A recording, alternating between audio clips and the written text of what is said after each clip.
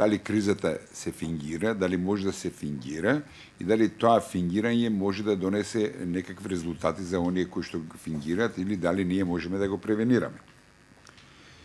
Именно ако видиме дека Македонија во 80% од незините граници е обкружена со земји членки на НАТО, или плюс ако на тоа го додадеме и Косово, кое што НАТО е се уште присутно во погабаритна бројка и со по-јасно и јавно учество, ќе видите дека било каков увоз на криза е невозможен. Тоа, впрочем, и со разни изјави го покажа. Вчера, вклучително и Али Ахмети од Косово, заедно со Тачи ни порача дека такво нешто од територија на Косово е невозможно. Но,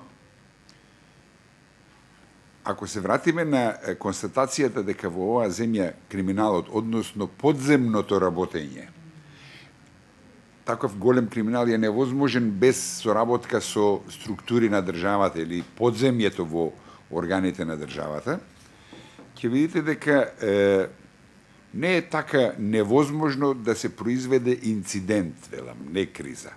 Инцидентот го сметам за некаква отсечка од нешто што би можело да биде криза. Ако е така, јас не би ги подценил капацитетите на луѓе во кои што овие денови ги слушаме, или тие што стојат до нив, кои што веројатно никош нема да ги слушнеме кои се што се, тие непосредните извршители на вакви валкани операции, ќе треба да видиме крајно предпазливи со оценките за тоа дали е можна криза или дали се возможни инциденти.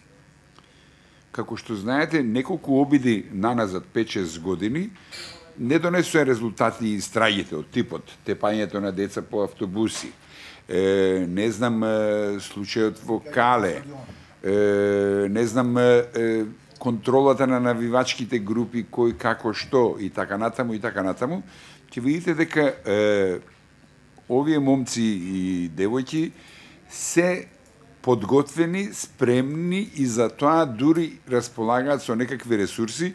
Не сакам тука да ги споменам овие легализирани пара ресурси во смисла на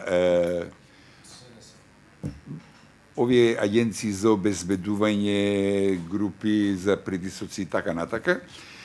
Во таа смисла, јас би бил предпазлив и би предупредил дека се уште не е стасана работата до таму да се тие, така да се кажи, лав без заби.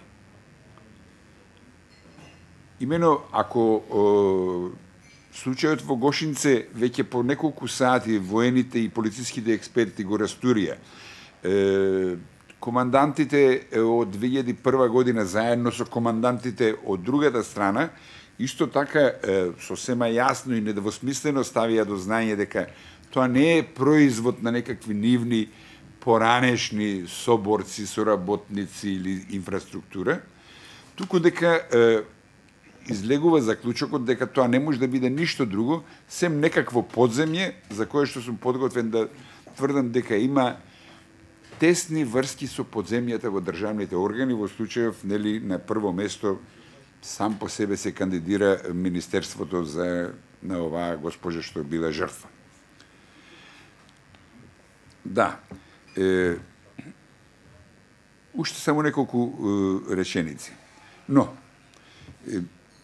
ова Сашо што го кажа, всушност е моментот кога вториот, третиот, четвртиот ешелон, односно топовското месо, ќе мора сериозно да размисли.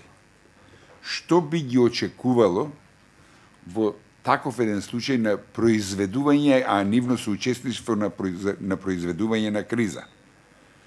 Ако криминалот се покаже како погодно тло за градење на односи, така наречени криминални братства и единства, зашто тој криминал не би бил на дело во оваа ситуација ваква, исплаќајќи си некои поранешни долгови.